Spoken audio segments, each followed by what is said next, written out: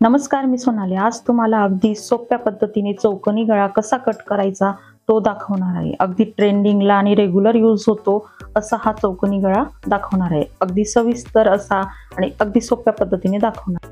ब्लाऊजची उंची 15 इंच म्हणजेच 1 inch extra घेतलेली. पॅटर्न हे 11 इंच असणार आहे, रुंदी 11 इंच असणार आहे आणि नेक रुंदी ही आपल्याला 2.5 इंचाची घ्यायची आहे. शोल्डर हे 3.5 इंचाचे घ्यायचे आणि आर्महोल हे 7 इंचाचे घ्यायचे म्हणजेच मोंढा.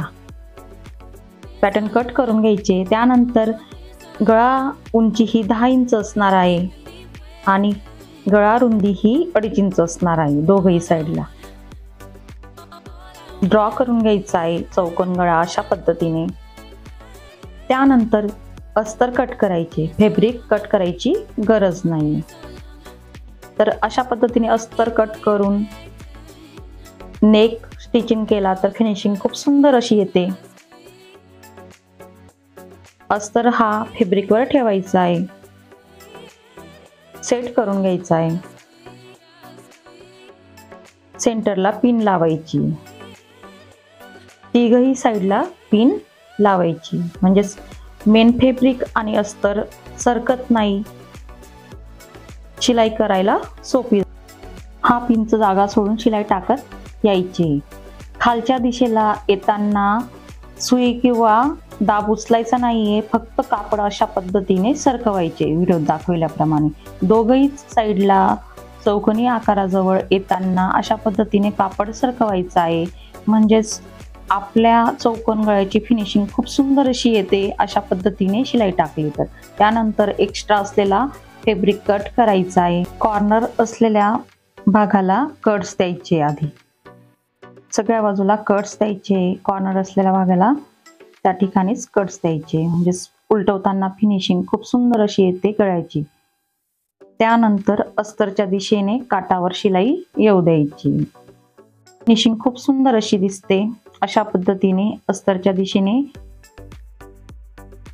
बॅक शिलाई टाकत आलो तर. माझे ब्लाऊज कटिंग आणि स्टिचिंगचे परत डिझाईनचे व्हिडिओ आहेत, ते देखील तुम्ही पाहू शकता. चॅनलला नवीन असाल तर सबस्क्राईब करा, बेल बटनला क्लिक करा म्हणजेच तुम्हाला माझे नवनवीन व्हिडिओज त्वरित पाहता येतील. तर उलटवून घ्यायचा आहे गळा आणि 1/2 इंचांची जागा सोडून शिलाई टाकायची. जर समजा तुम्हाला शिलाई टाकायची नसेल तरी चालेल.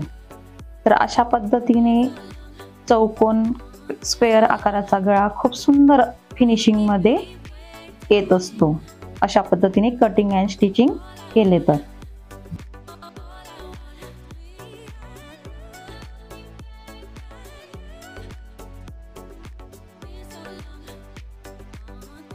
टक्स टाकण्याच्या 2 पद्धत मी तुम्हाला सांगते. माझी जी पद्धत आहे ती नेहमीचीच आहे.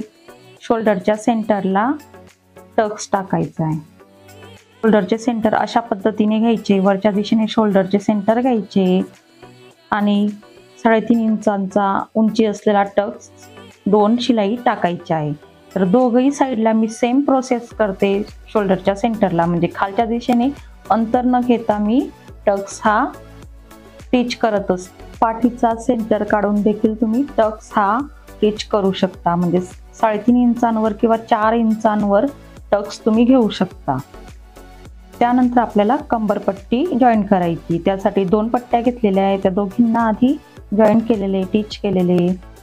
पट्टीला ब्लाऊजच्या काटावर ठेवायचे आणि 1/2 इंचांची जागा सोडून टिच करत यायचे.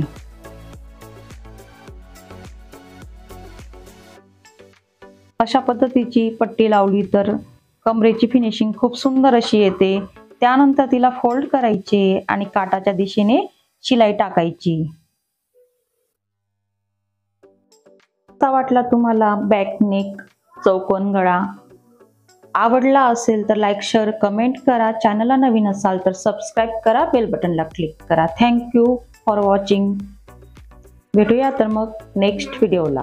तोपर्यंत बाय, टेक केअर.